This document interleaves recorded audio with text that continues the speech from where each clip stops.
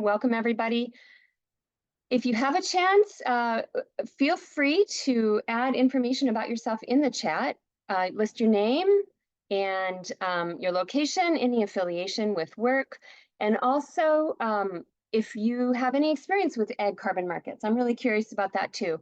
We will, looking forward to having a conversation with you all and learning about what things you're wondering and how you are talking with farmers about these opportunities. I'm Jean Brokish. I serve as the Midwest Deputy Director for American Farmland Trust and also a board member of the Illinois Sustainable Ag Partnership. And I acknowledge both of these organizations because a lot of the resources and materials that we will be sharing through the presentation today really were developed and produced by the two organizations and my colleagues and coworkers in those two groups. I'm going to start with just a quick overview of American Farmland Trust. We're a national nonprofit organization, and our motto really kind of saving the land that sustains us. We have three kind of areas of our mission: protecting farm and ranch land, promoting sound farming practices, and keeping farmers on the land. We're often very well recognized by our No Farms, No Food bumper sticker, which I think really just embodies what we're trying to do. Is we're trying to make sure there's good farmland available for food production and for community resilience, and then how are we engaging with farmers to make sure that that land is healthy. A little bit about the Illinois Sustainable Ag Partnership, or often called ISAP. It is a nonprofit organization made up of 15 individual members, all working collaboratively to promote conservation solutions around soil health and water quality, and really trying to help Illinois achieve the nutrient loss reduction strategy goals identified by the state to just improve water resources locally and in the Gulf of Mexico. How did I get into this? Really, my origin story for involvement in ag carbon markets started in about 2020. There was a lot of phone calls from farmers and from representatives from different groups saying, hey, we're being contacted. We want to get in front of farmers. We want to share information about our programs. We're really being inundated with those phone calls. And really, to help, we felt the best way to help would not be to give a platform to a specific market, but to curate some content, and hosted a series of webinars with lots of different market representatives that highlighted and really elevated this farmer perspective and the questions that farmers and the information farmers needed to know. So we wanted to serve as an honest broker. That is the space that we primarily served the entire time since. I am not representing a single market today, and I'm not necessarily encouraging farmers or farm advisors to favor one market over the other. It's simply to provide information on how do we understand and how do we evaluate these opportunities. So two key documents that I'll be using throughout this, and then later at the end of the presentation, we'll give you links to that, is an overview of voluntary markets for Illinois farmers. This was produced by ISAP, and it summarizes 15 ag carbon markets available in Illinois. And it includes information on farm eligibility, contract terms, payment terms, and it also includes a glossary and resource list. And of course, I worked on this document with two folks from Illinois Soybean Association, Deanna Burkhart and Megan Miller, and then my colleague Helen Van Beck from American Farmland Trust. This was originally published in 2021, and then the document you see in front of us is an update in 2023, just reflecting some of the changes, new market opportunities, and new payment program structures. The other document is produced by AFT, top 10 things you wanted to know about ag carbon markets, and that's really the inspiration of our title for our webinar this morning. This is a guidebook to navigate those ag carbon markets, provide some background on how ag carbon markets work, and then questions that are top of mind for farmers. We'll run through, my presentation will actually run through the 10 questions in there, and again, we'll provide a link to this document at the end of the presentation. And this acknowledged my co-authors here, all with American Farmland Trust: Michelle Perez, Bonnie McGill, Emily Liss, Rachel Seaman-Varner, and Bianca Mobius-Clune. Before I get into my presentation, this is sort of a teaser, I guess. I am curious, because all of you probably have questions too, we created this document based on what we thought the top 10 questions were. And I'm going to be running through those through the presentation today. But if there's any brave soul out there who's willing to type in the chat or even come off mute and share with me and us what questions you all have about carbon markets and what kind of things you're struggling with or hearing from farmers. I will take a sip of my coffee and give you all ample space and time to post something in the chat if you do have a question, or to, like I said, bravely come off mute and raise your voice and tell us what you're hearing and what are you struggling with.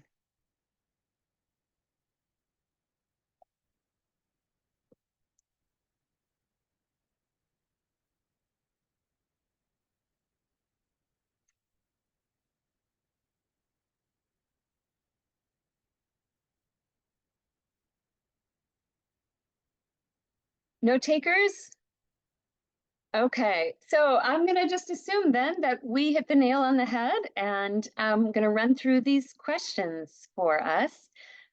Hopefully you'll think of some additional questions, or if there's anything that needs clarification, feel free to pop that in the chat throughout. I'm going to pause halfway through again and try to answer any questions on ag carbon markets, and then we'll have some good time at the end for some additional questions. So before I get in the questions, though, I really want to just level set and lay the foundation for what we're talking about here today, and tying this back to Soil Health Week, recognizing that all of these carbon markets and climate smart, climate resiliency, all of that from the agricultural perspective comes back to better soil health. And there's a lot of components of soil health system. I did include the soil health principle wheel with those 4 principles of maximizing continuous living roots, minimizing disturbance, maximizing soil cover, and maximizing biodiversity. Soil health is really the driver of carbon markets, because all of these practices listed here are components of a soil health system, and all of them have the potential to sequester or reduce greenhouse gas. They also are eligible for payments through maybe through public dollars or carbon market incentives. And they also have the potential for farmers to increase soil. So I am a believer in soil health. I trust all of you are too, or you wouldn't be joining a presentation on Soil Health Week. The last thing on this is those 3 practices that are highlighted are really emphasized there, because these are the practices that are most common and have the largest kind of scale and opportunity from the carbon market perspective from agriculture. And you'll see that a little bit more, I think, as we get into this. So farmland is something that's important to me. It's valuable, of course. We have a lot of really, really great farmland in the Midwest and in Illinois specifically, and it's definitely an asset. And well-managed farmland is truly an asset. And this slide is from the Rural Investment to Protect Our Environment. It is a think tank, kind of policy leading group that has quantified, has attempted to quantify and assign a dollar value to some of these ecosystem services that well-managed farmland provides. So on the right, you will see the a legend, showing carbon, healthy soil, water quality, water quantity, etc., and color-coded. And then over here on the bar chart, the second one from left is cover crops. They assigned a total of $102. It looks like it's approximately split between 4 things. So I'm just going to round out and use simple math. They assigned $25 for water quantity. They assigned $25 for water quality, $25 for the healthy soil, and about $25 for the carbon component there.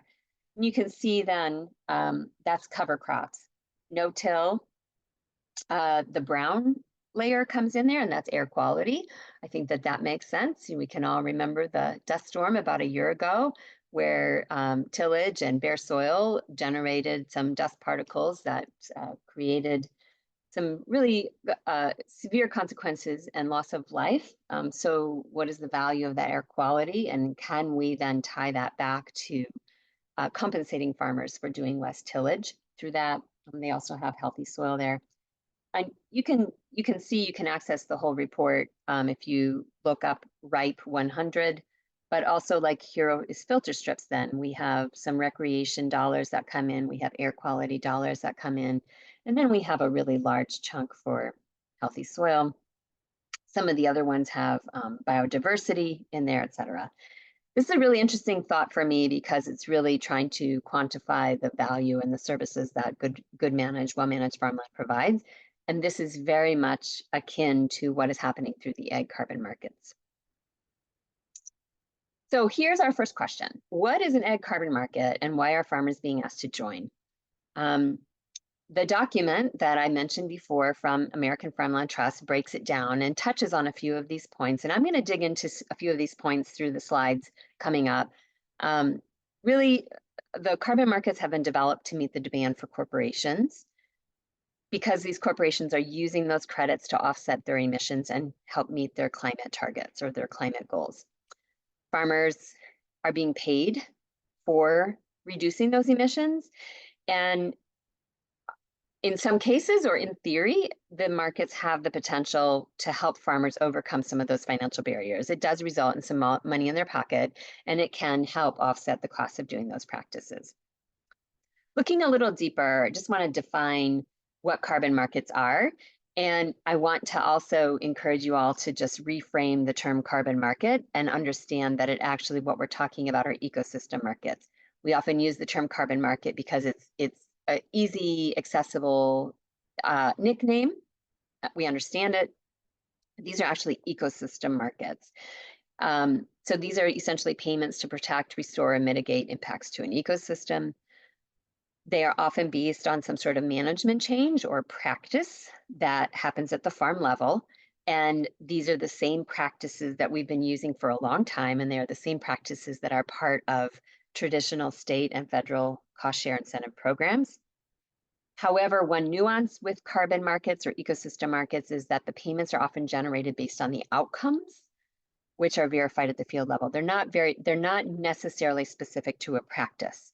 It's based on how much greenhouse gas reduction is expected or generated at that field. And then markets exist for carbon, but of course, again, thinking through the ecosystem piece, they also exist for greenhouse gases like methane and nitrous oxide. And they include water quantity, water quality, and habitat and biodiversity. Some markets are incentivizing those practices and those ecosystem services as well. What is driving demand? This is a very simplified agriculture supply chain with the players on the left of the dotted line and the steps on the left and the players on the right. And you kind of start at the top with on-farm production, moving through processing, transport, distribution, manufacturing, and then the retailer. So top to bottom is the process, and then we have the different players. I want to call your attention to kind of this dividing line here before we get to the retail and consumer level. 80% of greenhouse gases are generated above that line. So what's really driving demand are these packaged good manufacturer companies, or sometimes called CPGs, which stands for consumer packaged goods. These are groups like Kellogg's, General Mills, Frito-Lay, Anheuser-Busch even. These are corporations that are buying agricultural products, processing them, and delivering them to the consumer. And they have set climate goals. And in order to meet it, they need to look within their supply chain. And so they can look at their manufacturing and make some tweaks and reduce their greenhouse gas emissions there. If they can't do it there, they need to go upstream in the supply chain. So then they're looking at processing, transportation, and distribution. If they can't fix it there, they need to go upstream. And they get back here to the on-farm production, which is really where the farmer and these ag carbon markets come into play at the farm level. If you think about this, manufacturing changes, processing and distribution and transportation changes, these are big changes that take time. And they're making those changes, but they can't make them fast enough to meet their goals. Whereas agriculture, we generally have an annual cycle. And if we wanted to, we could actually invest and like reduce tillage by 50% this year within a year, or we could increase cover crops by 50% in a year. And I know that there's some logistics and costs and all of that, but those changes could happen, and agriculture and the changes at the farm level are much more shovel ready and easier to implement or quicker to implement than some of the changes at the transportation, manufacturing, and distribution levels. Next question number 2 is just how many ag carbon markets are there and how do they differ? So right now there are at least 27 ag carbon markets available, and they include a little bit of offset and inset approaches, which I'll get to and define here in a second. I will say that this is evolving. Some people call this the Wild West, and you'll see here, this is a timeline of ag market evolution, creation, starting way back in the mid-90s. So these are over 30 years old. They are not necessarily new. It started with some voluntary offset markets in the mid-90s and early aughts. This was Chicago Climate Exchange, might be something that some of you are familiar with. Some of these markets still exist, or more importantly, some of these like verification and registry programs that were generated at that time still exist. The Chicago Climate Exchange, for example, no longer exist. It dissolved in 2010. And that was really primarily farmers were really interested and signed up on this, but there wasn't a lot of buyers at that time. In the mid-aughts and the teens, then we saw some compliance markets coming online. Think Chicago or California cap and trade is a well-known one here. These were regulatory offset markets. And then in the mid-teens to where we are now, we have seen just a tremendous growth in agricultural carbon markets that include both offset and inset approaches.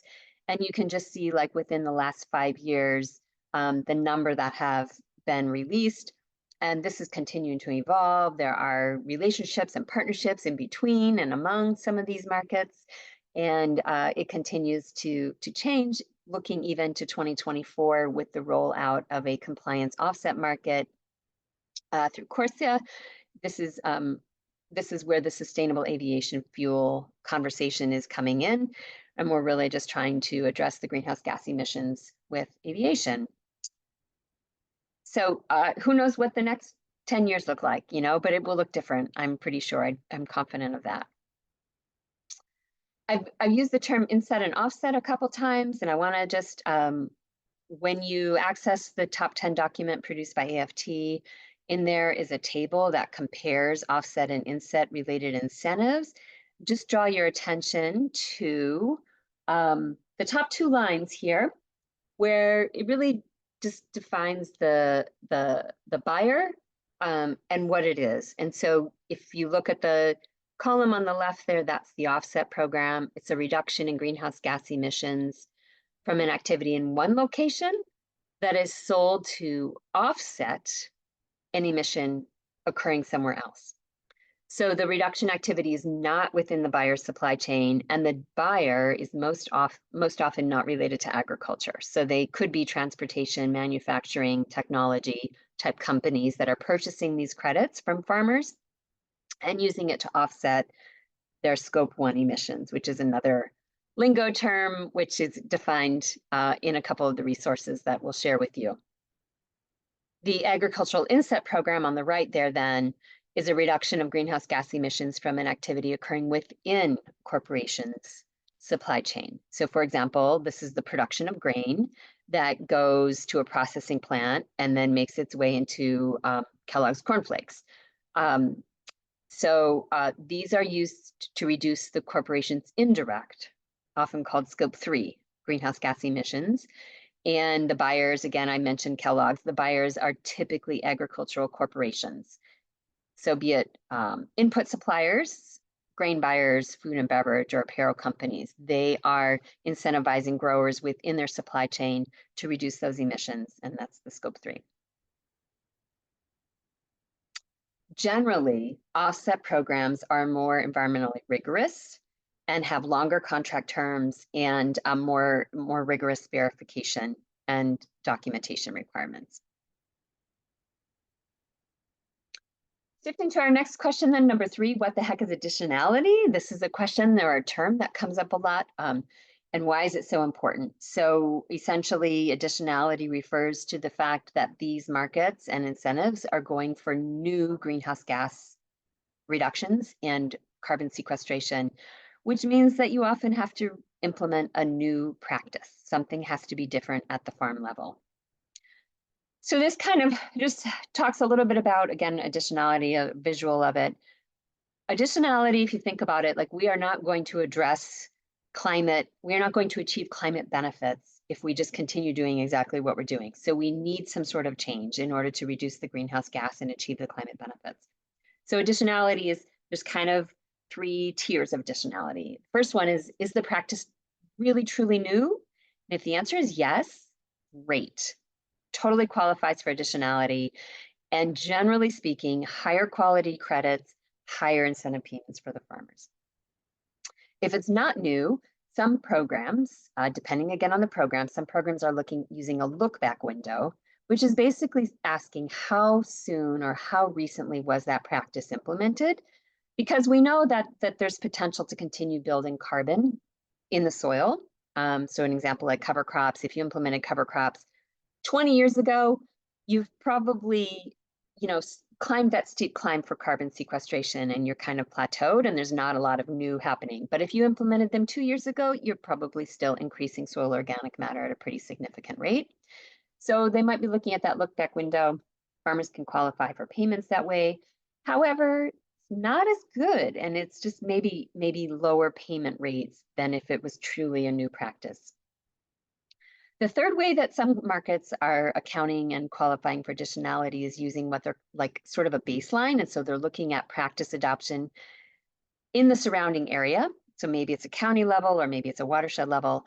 And if by and large, nobody in that area is implementing this practice and the one farmer who wants to sign up for this market incentive is, they will say that that's okay, that's not status quo, this is unique and additional, and therefore will qualify it for payment, but payment is generally lower and it is not as clear how they're actually quantifying and justifying that and whether that will continue as to meet that additionality requirement going forward. Number 4 is how is the government involved in agriculture carbon markets? The answer is there's no direct role, but there's certainly some indirect ways they're doing it. They are supporting the production and marketing of climate smart commodities, and they're working to improve the quality of those ag carbon markets. So here's a brief slide on those partnerships for climate smart commodities, where USDA is distributing $3.1 billion through numerous projects, thousands of partners across the country to pay farmers to implement and adopt climate smart practices. And they're also using this funding and these projects to quantify the outcomes and do a little bit better job of measuring, monitoring, reporting, and verifying those outcomes, which is sometimes called MMRV. In Illinois, there's a lot of opportunities for farmers to benefit from these programs with over 25 projects for these climate smart commodity projects in Illinois alone. All right, so I'm going to just pause there because this is kind of how the document is built out. This is kind of the foundation of ag carbon markets. I have 6 more questions to get through that are related, like really from a farmer perspective, but I did want to just pause and see if there were any questions so far from just about the markets. So, oh, yeah, and I see Aaron put in there, what's in it for me and why should I care? That's a question he might be hearing from farmers. That's a good one. I think we can get to that. And what kind of regulation, is there? I think some of that depends on, it's a great question, Sophie. A little bit, it depends on the registry. There is the offset market incentives, and there's becoming more and more incentive scrutiny of corporations, making sure they need to report how many carbon credits they're claiming, what their scope 1 and scope 3 emissions are to the Security and Exchange Commission. But it's pretty evolving, and that's a relatively new requirement of corporations in the last couple of years. And so that's why I think the federal government is looking at that, like, how are we tracking this? How are we measuring and monitoring and quantifying these? And then I think I see one more question about, are there conflicts of interest for carbon markets that are run by ag input companies?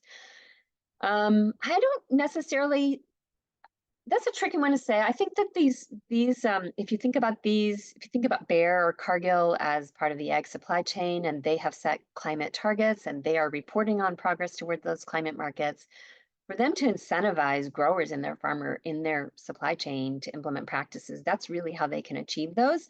And I don't necessarily think it's a conflict of interest so much as understanding from the farmer perspective of what your obligation is to the company there. Like, if you're signed up with Bayer's program, are you also required to use Bayer products or their platform, or whatever? So I think that's really more from a farmer perspective to be aware of that. Any other questions from the audience before I shift to the remaining questions?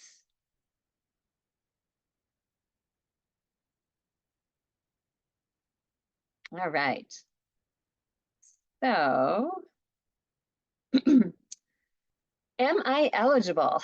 This is a question that farmers could ask. The way to figure that out is thinking about looking at different program criteria. Programs have different geographic location requirements, programs have different acreage requirements, and then all of them are looking at different types of practices and quantifying those differently. So the short answer is yes. I would say to any farmer that even if they've been doing practices for a long time, I would challenge them to think of another practice they could do. If soil health is truly a journey, there's probably something else they could do to dial in their soil health practices and sequester more carbon or reduce nitrous oxide or methane production on their farm. So I think the answer is yes, but not necessarily a good fit for everybody. And so what I wanted to do was walk through kind of the process from a farmer perspective here in terms of what voluntary carbon markets look like. So this is a kind of a flow chart. Starting here, the farmer learns about some sort of program and is willing to make some sort of change on his or her land that reduces greenhouse gas production or sequesters carbon. The farmer then enrolls in a program and signs a contract and then begins implementing the practices. Oops, I think I skipped ahead. Okay, so, and then it really depends on whether you're in an offset market or an inset market on what those two interactions look like. So again, the offset market, the buyer is outside of the ag industry. Examples like transportation manufacturing companies. The farmer generally works with a project manager, which is a third-party aggregator, to compile data and estimate those greenhouse gas reductions. And then the project manager combines those reductions from multiple farms and sells the credits, bundles the credits and sells it to that third party that uses the credits to offset their Scope 1 emissions. So this is Indigo Ag is a common example of this, where they are working with farmers, buying the credits, bundling them together, and then selling them to Microsoft, for example. On the inset side, these again are buyers are inside the ag industry, and they might be input suppliers or grain buyers. The farmer could be working with a project manager here, but oftentimes they're just working directly with a representative from the company, and they're providing some sort of data to the company. Sometimes these markets require delivery of grain directly to that company too, and the ag corporation combines the reductions from all of the farms within their supply chain, bundles it together, and claims it against their Scope 3 emissions. Regardless of what market you're in, at the bottom, there's some sort of verification process that is required and includes some additional reporting either from the farmer or the corporation side. And then the farmer gets paid based on the benefits generated. For the offset market, you're just being paid for the credit sold. For the inset side over here, farmer may be paid for the credit, or they may be paid a premium based on a unit of grain sold to the company, to the buyer.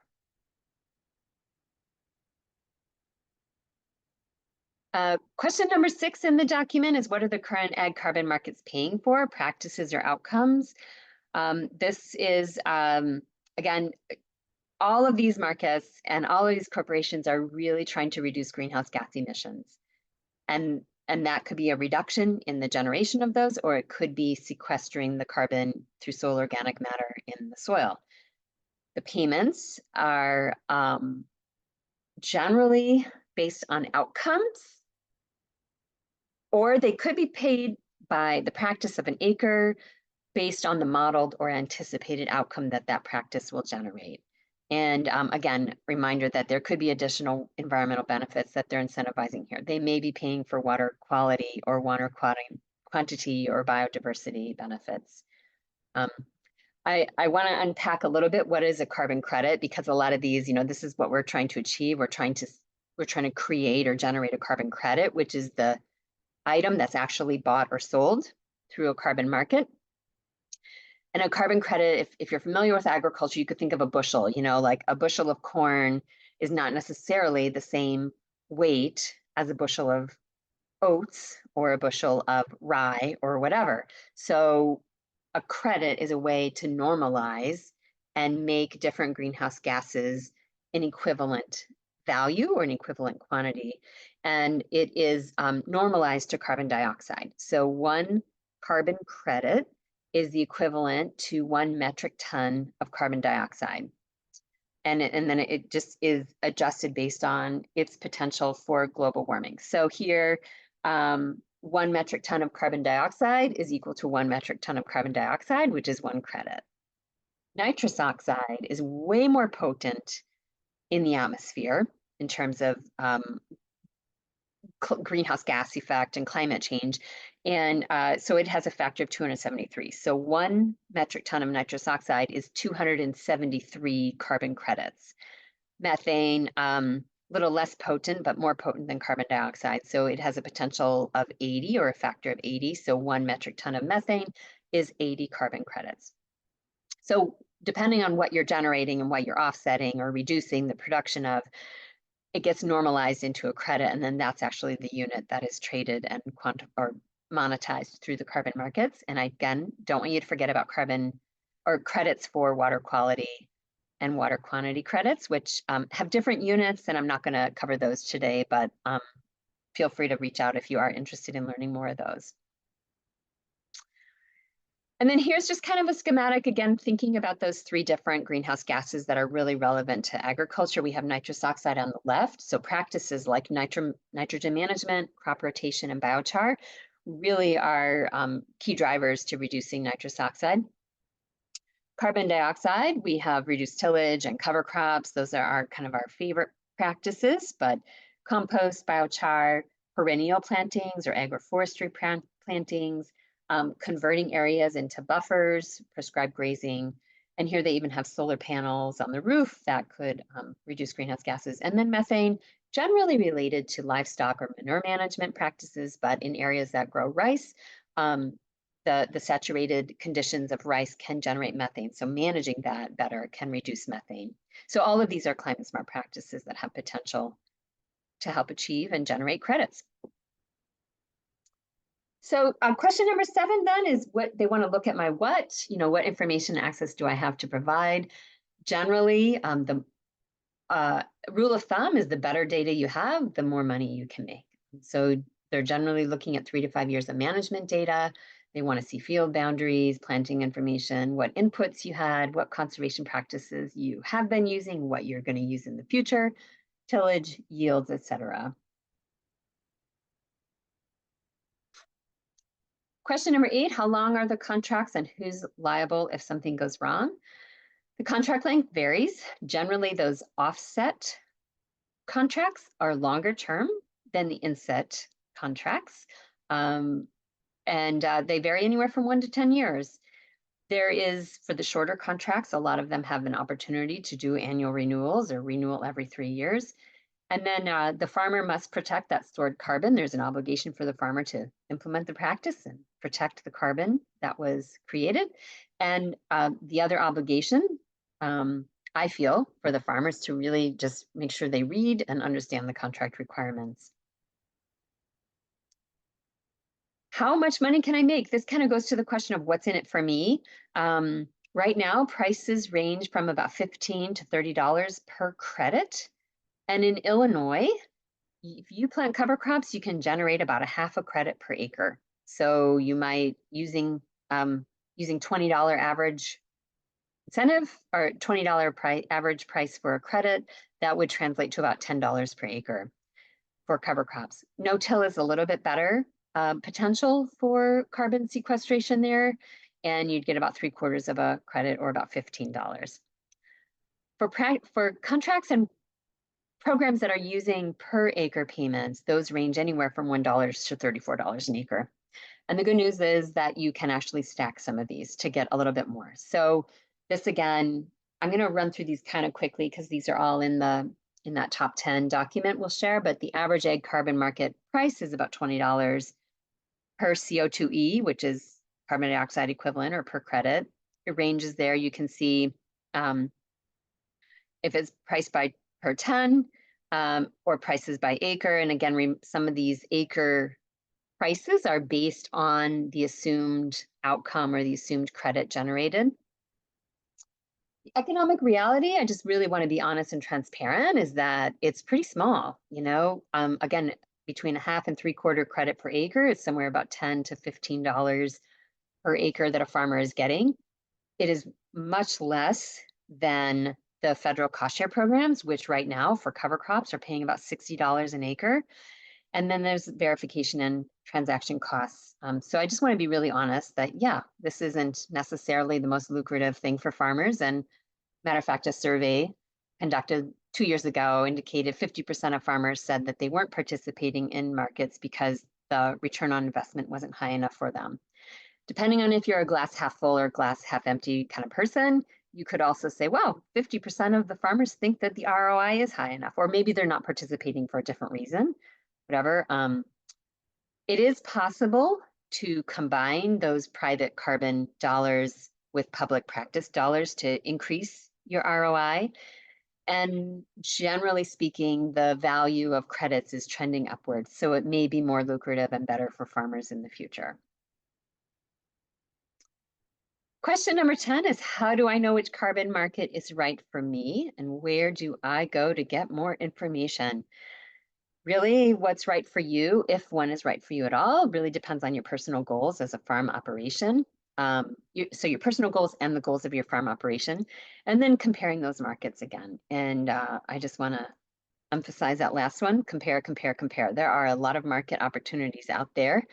And these are snips from the ISAP document that I shared earlier in the overview of the 15 markets available in Illinois, where to the extent we gathered information from the market representatives. We went direct to them and got this information, and we tried to group it and compare it apples to apples as much as possible. So in that document, lays out charts for 15 different markets, talking about farm eligibility, money matters, contracting information and technical information, as well as whether it's an inset or an offset market, how long the market has been active, and how many acres they've enrolled to date, both in Illinois and nationwide, just to help, I think, lay the groundwork and credibility of some of these markets. So I encourage you to check that out if you're interested in looking at how the different markets stack up. Getting to kind of a summary here, realistic market takeaway, market incentives alone may not be the most cost-effective means to increase practice adoption, because the payments generally are not sufficient to justify a management change on a farm level, and they're not competitive with existing financial incentives. However, for a farmer who is already planning to make a change, thinking about implementing or thinking about starting cover crops, thinking about switching over from tillage to strip till or no-till, this may be something that helps pencil that out and accelerates the timeline for that. And again, when you can stack the couple payments together, you cannot stack private dollars with private dollars, but you can stack private dollars with public dollars. So that's one important caveat there. But when you can stack those payments together, you can get increased ROI. I want to encourage you all to never give up, though. This is a little bit doom and gloom, and sometimes I feel like I'm pushing a boulder up a hill trying to get farmers to implement soil health practices, but we should never give up. We need to focus on the cheese here. This mouse is very determined to get the cheese. And I think for us, I think we need to really focus on what these long-term benefits are for soil health, which is really what this comes back down to. So on the left of this slide, we have some above ground benefits of investing in soil health. Things like, increased insulative cover, reduced evaporation. We're getting more water into the soil, which is reducing runoff flooding risks and also reducing irrigation needs and reducing drought risks. We're increasing weed suppression and reducing herbicide use and fuel use. All of those are really positive things.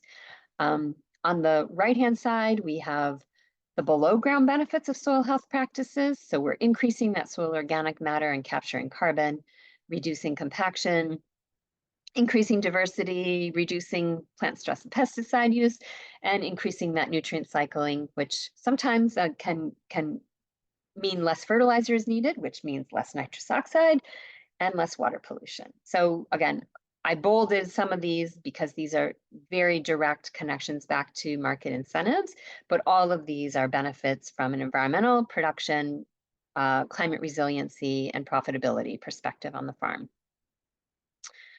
Here are those resources, and I think Ben is going to drop that you can grab them on QR code and bookmark them on your phone. We'll also put the links in the chat, and we'll also use these links in a follow-up email. So if you can't grab them, it's okay. We'll get them to you, but encourage you to check those out. And I'm going to pause here again and see if there's any questions you all have that came up through this presentation, or things that you thought of that you might be hearing from farmers or from family or just from colleagues. And I might just, let me see if I can make a quick shift here and look at the chat.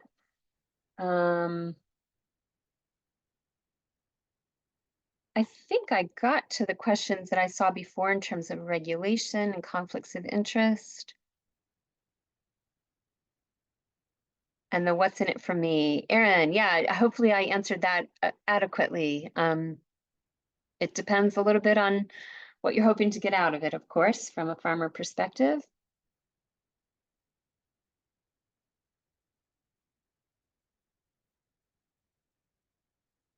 I'm going to grab a drink of water, my coffee. If you have questions, I'll give you 10 seconds to raise your hand or come off mute and join the conversation.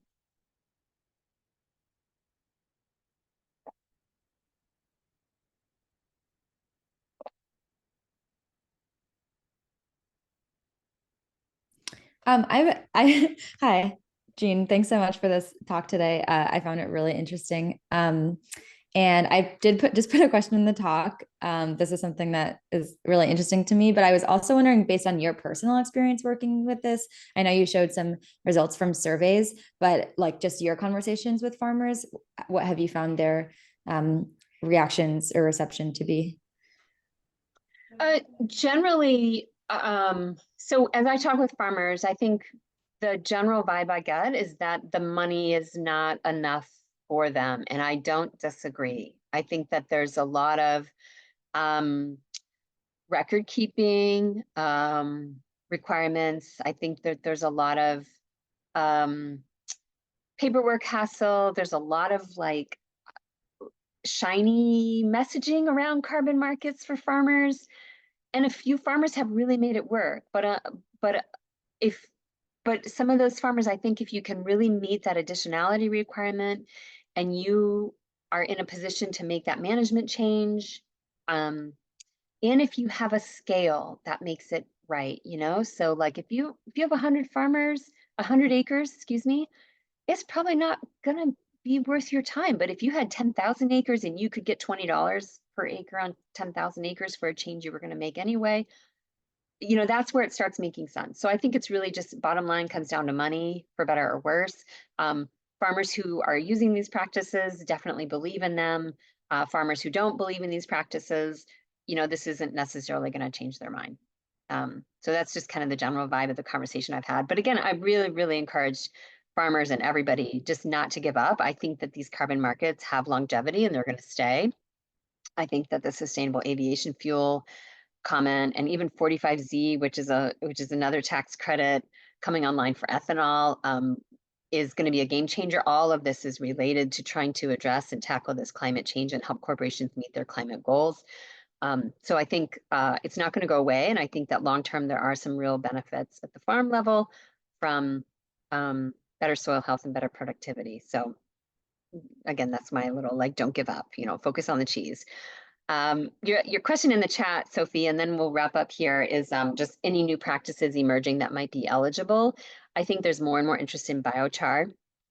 And I think there's more interest in more practices are kind of coming online as there's more data about what the actual benefits are. So we have a decent handle on tillage, cover crops, and nutrient management and the benefits there. We're learning more about biochar.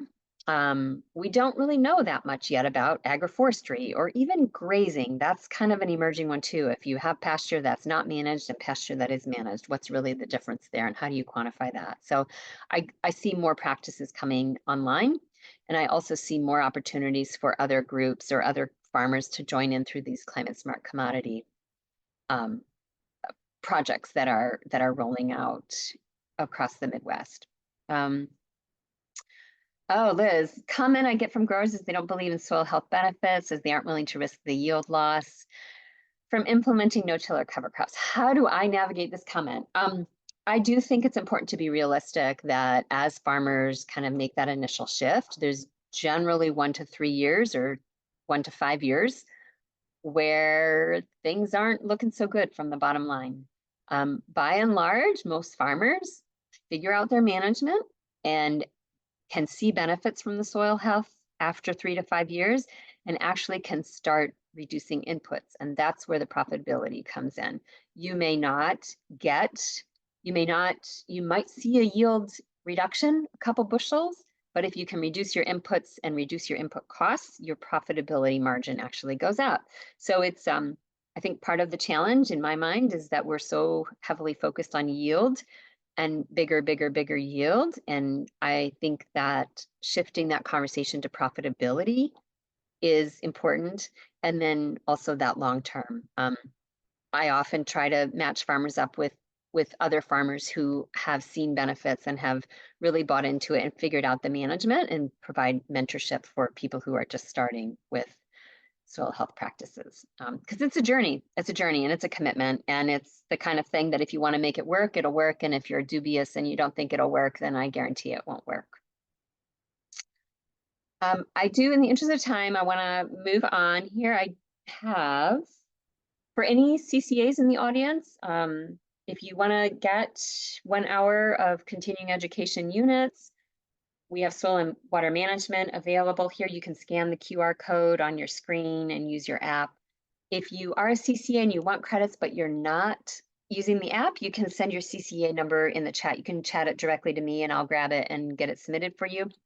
And then we also have an evaluation poll we'd love you to respond to. Take a minute to help us understand how we did.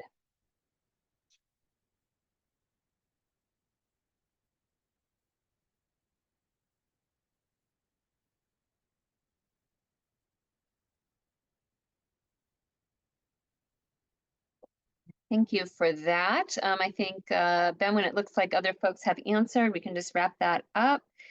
And I will share just, a call out and a moment of gratitude for the Illinois Stewardship Alliance for hosting Soil Health Week in Illinois here. And thank you all for joining us. My contact information is on the screen there. You're welcome to reach out, send me an email, and feel free to ask questions, or if you have a group of farmers and they're looking with these questions, I'm happy to join a presentation and talk with them or answer their questions about carbon markets too, and encourage you to encourage you to check out those resources we posted. Thank you all. You have a great day and hope the last few days of Soil Health Week go great.